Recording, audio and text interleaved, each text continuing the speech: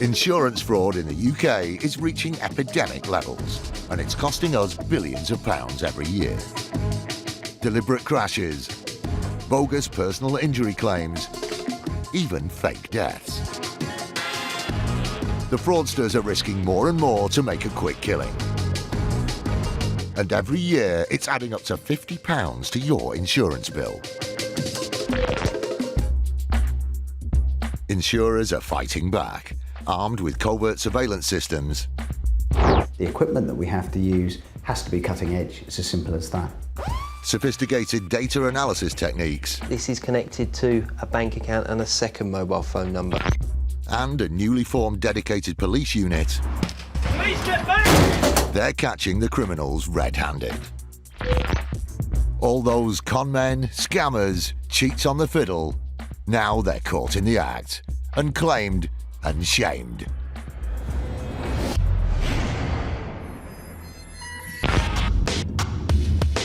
Today, the Insurance Fraud Enforcement Department is on the trail of 3 suspects. Does he reside here, sir? Yes, he's in bed. He doesn't need to be disturbed. Well, we need to speak to him, sir. A gang who deliberately cause road traffic collisions is targeted. It is a matter of time before someone is seriously hurt. And the camera never lies, even if fraudsters do. I see quite a lot of surveillance evidence, but even I was quite shocked. The deceit level was probably the biggest that I've ever seen. Herne Bay, on the Kent coast, was the perfect place for ex-policeman Michael Hoare to enjoy his retirement. Until a road traffic collision caused by another driver left Michael injured and his car damaged. He submitted a claim on the insurance of the driver responsible. Susan Evans is fraud operations manager at the insurance company that handled the claim. Mr. Hoare stopped at the entry to a roundabout and our policyholder had collided with the rear of his vehicle. The claim included a list of the injuries that Michael had suffered. The injuries that Mr. Hoare alleged to have been suffering with were a whiplash to the back, to the neck, an injury to his left foot and his left knee, and some psychological problems, including flashbacks of the accident. He was claiming for a significant level of injury, which would require a hefty payout. We were probably looking at between about 30 to 40,000 in relation to the claim itself. The large claim also included the cost of a piece of equipment more associated with leisure than pain relief. Mr. Hoare put a claim in for £2,300 for a hot tub. With such extensive injuries, it seemed likely that the policyholder's car would be a write-off, but this was not the case. There was about £1,500 worth of damage to our policyholder's vehicle, which is not a significant accident by any stretch of the imagination, and the injuries that were being complained of as the medical evidence was materialising were far more severe than one would have anticipated. The inconsistency between the extent of the injuries and the relatively minor damage to the vehicle set alarm bells ringing. The insurer needed to get to the truth. The best way was to go undercover. The insurer called on the services of a group of investigators who specialise in concealed cameras and covert filming. Our role is simply to remain covert at all times, to go in, take footage and take as much footage as possible so that the courts can form a correct legal opinion of someone's ability or disability. Surveillance took place on the same day that Michael had to attend an examination. On the day of his medical, presented himself as a person who needed a walking aid, who was very, very ill. He was kind of almost shuffling along. At one stage, he stopped and clearly appeared to have some form of twinge in his back and presented himself as someone with a significant disability. The footage supported Michael's claim, but the surveillance group had their suspicions. This is a man who I suspect that he's under surveillance at that given point in time and wants to portray himself in a certain way. However, other footage revealed Michael taking part in an activity that blew apart the deception. We saw him drag out from behind his property a fairly substantial powerboat on a trailer, attach it to a 4x4 and then drive it off to the local harbour. And our last sighting of him was him sailing off into the sunset. Under the sharp focus of the surveillance cameras, It was apparent that this former pillar of the community was trying to cheat his way to a payout that he didn't deserve. What's kind of shocking about this particular case is that we're dealing with an ex-police officer who would have been exposed to investigating fraud and crime on a day-to-day basis. So one would think that he would have a strong sense of right and wrong. I see quite a lot of surveillance evidence, but even I was quite shocked. The deceit level was probably the biggest that I've ever seen. I think he was a very, very good actor. With the insurer now certain the claim was fraudulent, the decision was taken to pursue the matter in a criminal court. A decision was made to take it to a criminal court and allow a judge to decide the outcome. Before the trial, Mr. Hoare tried to claim that the person in the footage was in fact his brother, but that was a lie too. There was no resemblance to his brother at all. The case proceeded to trial. Despite the formidable amount of evidence against him, Michael initially pleaded not guilty. But the footage was so compelling that something highly unusual happened in court. Sometime into the trial, the judge stopped the proceedings and suggested that it would have been within Mr. Hoare's best interests if he pleaded guilty. He did eventually plead guilty and received a 6-month suspended sentence for 12 months. For us, actually getting the genuine claims settled quickly and efficiently and weeding out these fraudulent claims is a good day's work. A road crash gang that targets innocent drivers. I think the whole experience for the young girl was shocking and terrifying. And some photos of crash damage are decidedly dodgy. The expert found that those images had been tampered with, they'd been altered, they'd been taken from different cameras. In the fight against the growing problem of insurance fraud, an elite police squad have come together to form IFED, the Insurance Fraud Enforcement Department. Insurance fraud isn't a victimless crime. £50 of each premium you pay each year goes to the fraudsters. We have been set up to tackle that problem. This dedicated team works tirelessly to bang up the crooks and con men getting rich off other people's money. Please get back! It is our intention to create a climate of fear for the fraudster. There's every chance that an IFED detective may come knocking on their door to arrest them for committing an insurance fraud. Police, don't move, stay where you are! By April 2012, after only 6 months of operating, they had already busted 80 fraudsters, adding up to £12 million of fraud under investigation. These people are criminals. These are nasty people. They don't go out to work on a Monday morning like most people do. Their work is submitting insurance fraud claims.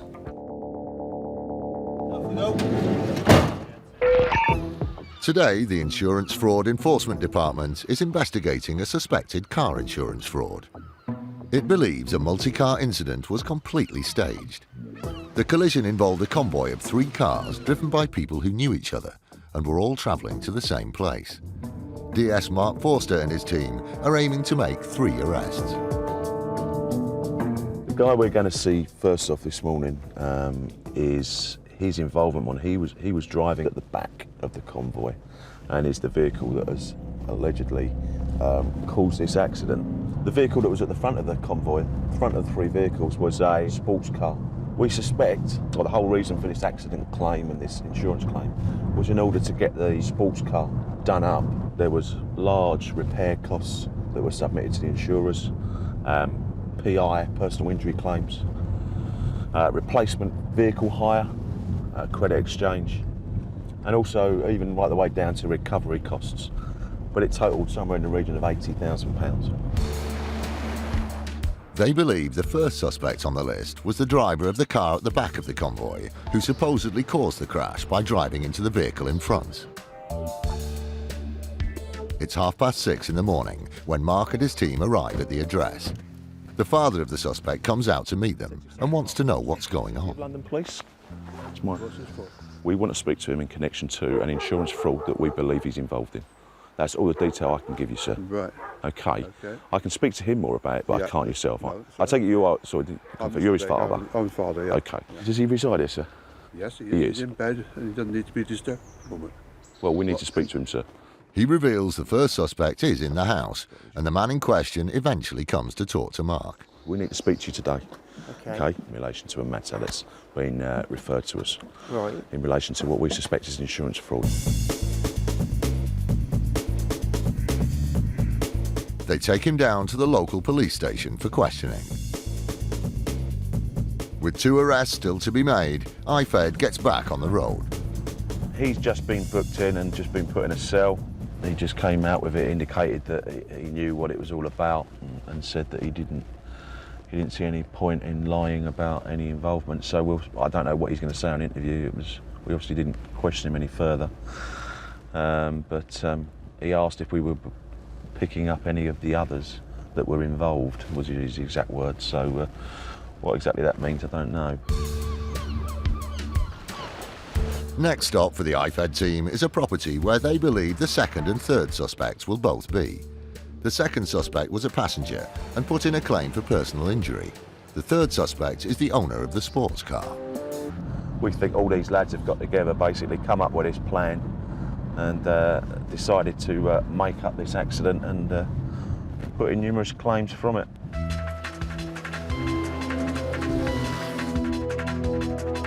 They arrive at the property and are hopeful both suspects will be in.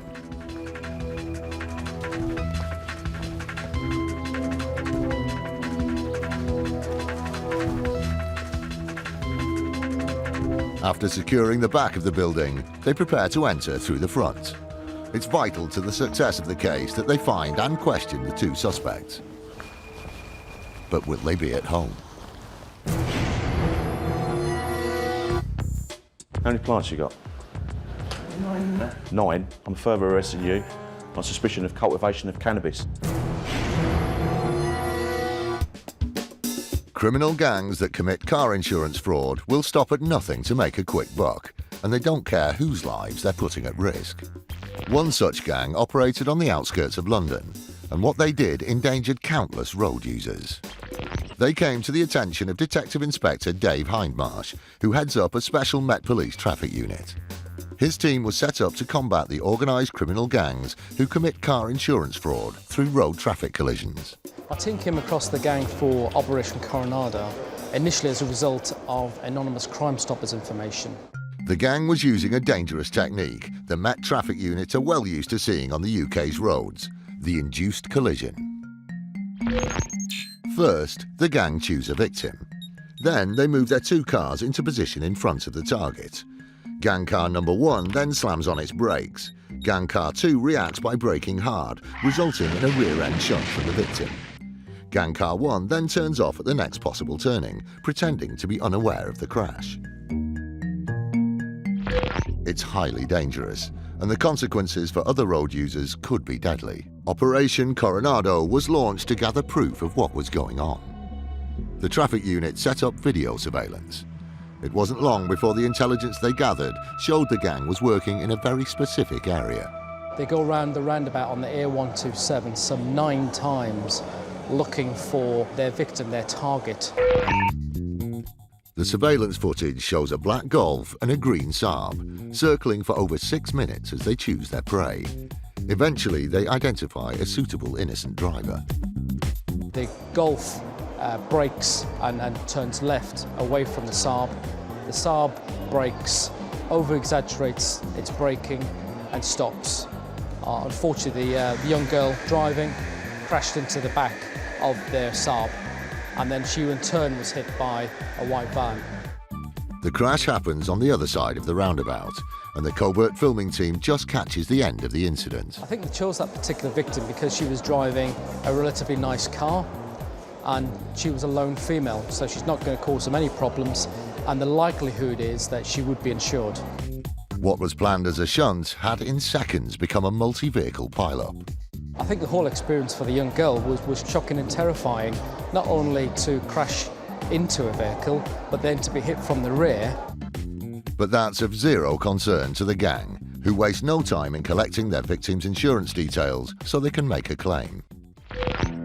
To make the case stand up, the police needed to prove beyond doubt that there was a link between the 2 cars being driven by the gang members.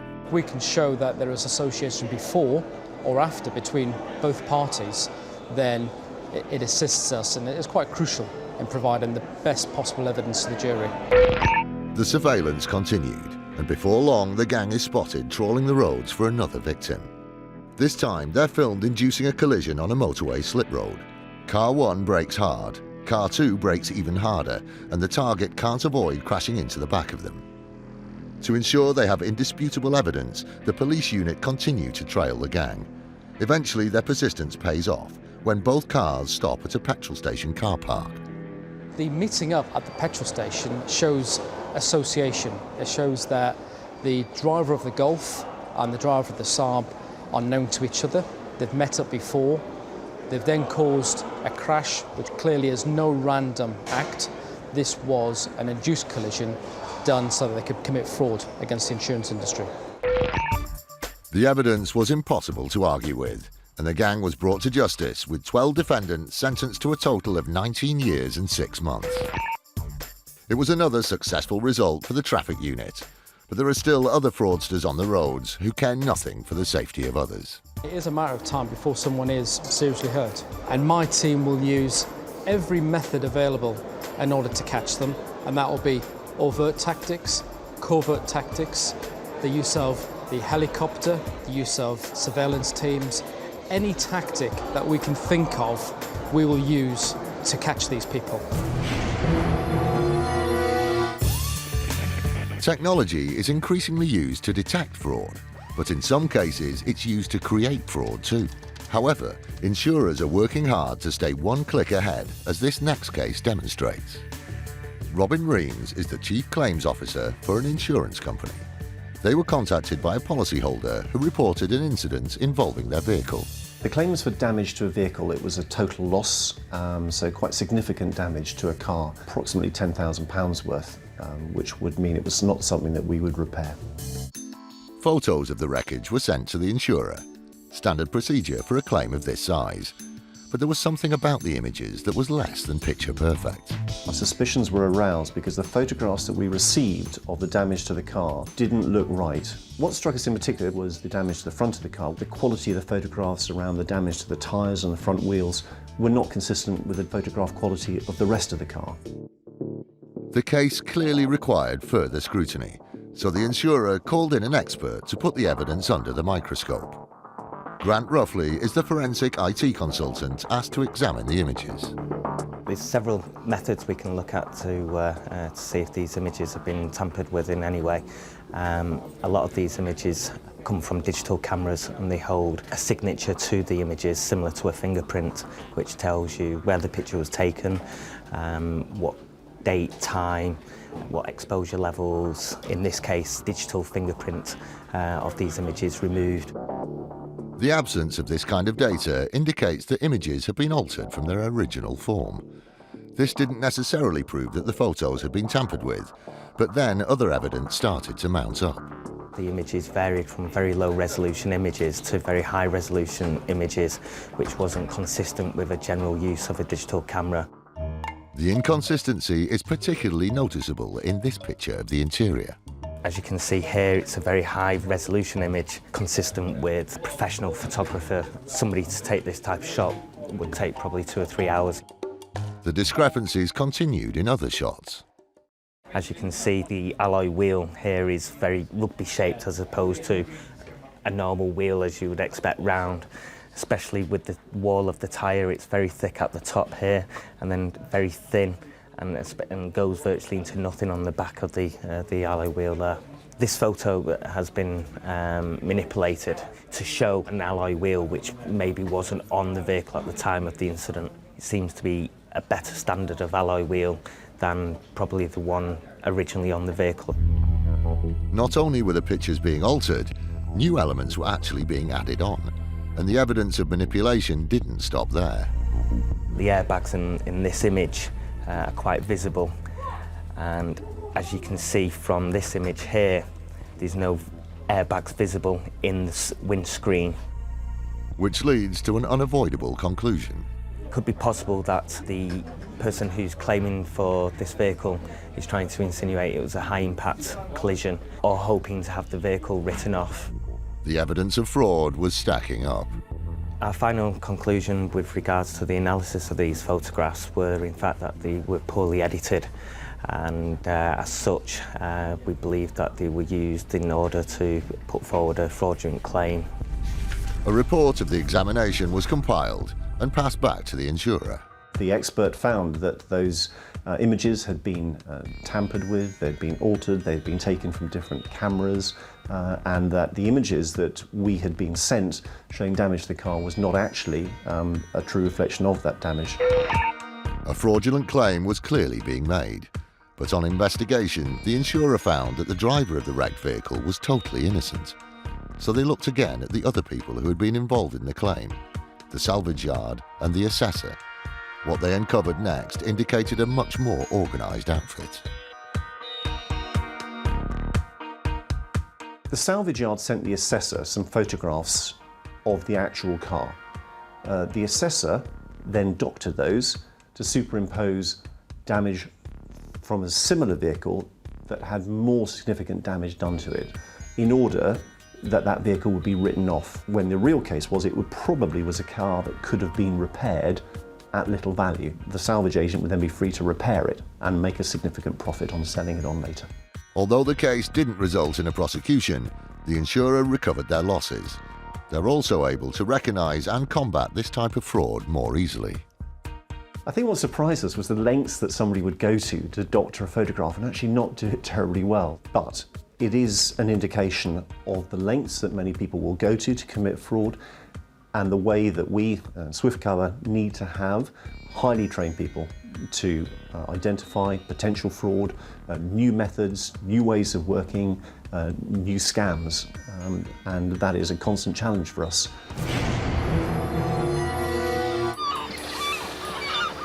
IFED has come to arrest 3 suspects who they believe are connected to a suspected car insurance fraud. They arrested the first one early that morning and are pursuing the remaining 2 suspects. The trail has led them to a second property. The IFED team is optimistic they will find both suspects inside.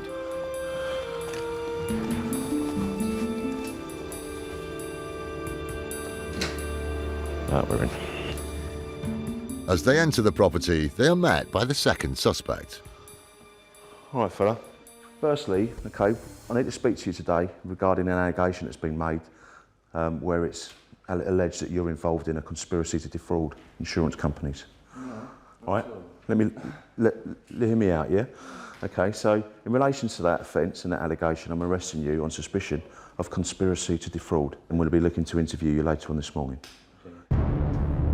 Although there's no sign of the third suspect in the flat, they make an important discovery of another kind. How many plants you got? 9. 9? I'm further arresting you on suspicion of cultivation of cannabis. All right, so in relation to that offence of cultivation of cannabis, I remind you are under caution. All right? Sorry, mate. All right, no problem. I'm proper scared now. It's all right. I don't like dealing with people on the streets. I smoke weed like I've got my own bombs. I just sit in here and smoke weed. That's the gentleman who we believe has submitted the PI claim. He was the passenger. Obviously, we've gone in there. I've arrested him in relation to that conspiracy to defraud. And we've uncovered there a sort of small little cultivation of cannabis sort of factory, if you like. He's got all the aircon machine and everything else. He's got about, he said, 9 plants in there, so he's cultivating cannabis, although he says it's for his own personal use. It's quite a lot of cannabis. Birthday yesterday. Sorry? It's my birthday yesterday. Happy birthday for yesterday. Yeah, isn't it?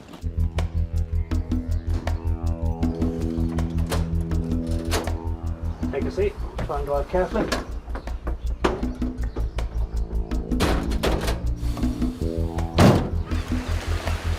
The search continues for the third suspect, the owner of the sports car. We're on our way now to a company address where we know that one of the individuals involved in this fake claim is it's his place of work, basically. They're like the body repair shop, and a lot of the repairs to the damage and things were meant to have been done through this company. So we've got 2 arrested so far, as you're aware. We're going to go and pick up this guy. He'll be the third. First chap this morning has been interviewed. Scott's interviewed him this morning. He's just come out of interview, and the guy's admitted on interview that this accident is a complete fabrication. 2 of the vehicles were taken to the scene where the accident was meant to happen, and 1 was deliberately driven down the side of the other. The rest of the damage was then caused back at body repair shop in the yard there, and they've caused damage to 2 of the other vehicles, and then just got together, put a claim in, alleging that the accident has occurred. So that's quite good progress for us. With the first suspect's confession, the case is looking strong, but IFED still needs to arrest and question the third suspect.